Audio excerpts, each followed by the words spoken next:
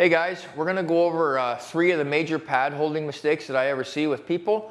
Most important thing with these pad holding is that you allow your opponent to have the opportunity to be able to be aggressive towards your pads, not you being aggressive towards them. So stay tuned and watch us. Hey guys, first thing that we're going to do is we're going to show you a quick one here, and it's all on how you're going to shortchange your guy. So if you're looking to get range here, you want range from these pads.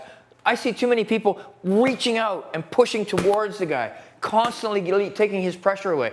You need to give this guy his range. Bring the pad back, meet him, but when he's 3/4 of the way out, meet him then. Don't meet him halfway. He's not getting any range. So get him out, snap it out, bang, then touch the pad. Snap it out, touch the pad, okay? If you're doing anything less than that, you're wrong. The other major thing that I see, just doing this one, make it down the center. Don't hold your pad way out here or way out here, okay? Keep this thing focused, pad down the center, down the center. This allows him then to be able to see your head and understand where he's going with it. Hey guys, when you're using your tie pads, there's a couple things you want to really be aware of with these tie pads. If they're going to be a little bit shorter or whatever, you want to make sure they're not getting it down by your elbow. One, you don't want to injure your opponent that you're working with or your partner. But the other thing you really want to watch is that when you're going to rotate them, that they're actually giving them maximum coverage. I find a lot of guys tip the pads down too much, and you're not getting what you want out of it. So if I bring this around, I'm bringing it down here, it's going to guide right off and right into your rib cage. So make sure that you have the proper angle, so I bring it around for George to do it. Next big thing that I see is looking at the pad. Don't stare at the pad. You stare at the pad, you're likely going to get it in the face. So you're going to bring your pad off to the side. George's going to bring his kick up to the pad. So I got to meet it, bam, it's going to be there.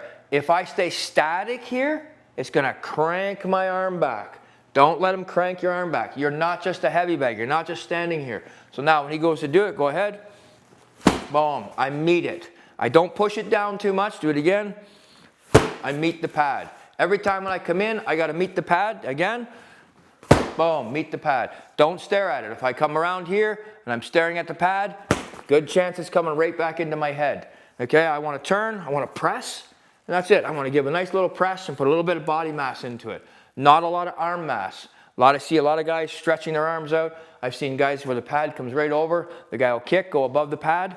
He kicks, boom. He's pushing down, comes right above, catches him in the face. Okay, so be cautious with these pads. Both your hands are out, and you're not exactly in what you would constitute as a defensive position. So you got to make sure you know where you're going and know your player too, because if he's a really, really good kicker, he should have a certain amount of control, but you're also it's in control of the pads. So when those come out, nice, good kick, bang, right to there. High kick, up, boom. So wherever you're going, make sure that he's going, okay? Hey guys, nice way to save your shoulders and whatnot are using paddles.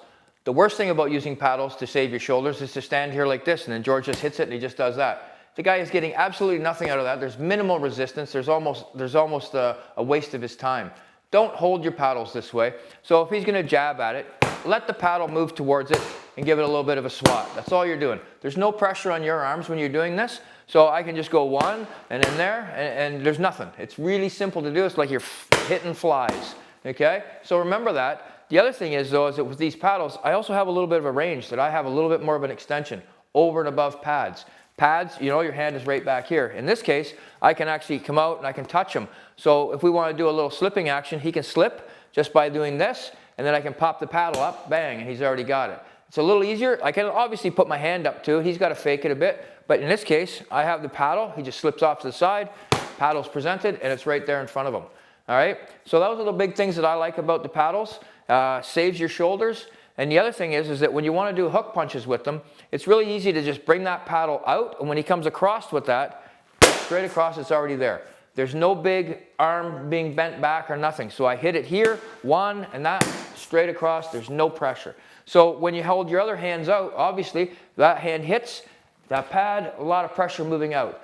So when I set this up, I want to set them up 1, 2, 1, 2, wherever I'm going, I want to make sure that his hands are just coming straight. Just straight down. 1, 2, 1, 2, 1, 2. It's very easy to cross them over. Your hands are just here. Hands are just here. You don't have to worry as much because they're a little bit further away from your face. So if you don't have the experience, you can kind of keep the paddle out. If you have more experience and you're an experienced coach and you have like micro mitts, then you're going to be right here. You're going to be right involved, which is good because then it allows your player to see your face as the actual target. Hey guys, there gives you a little bit of an intro on your focus pads. You got a little bit on the tie pad there and a little bit on the paddles. They're all excellent tools. They all have different purposes. Same purpose or similar purpose, but all can be utilized differently too. So if you enjoyed that, like, subscribe, follow us.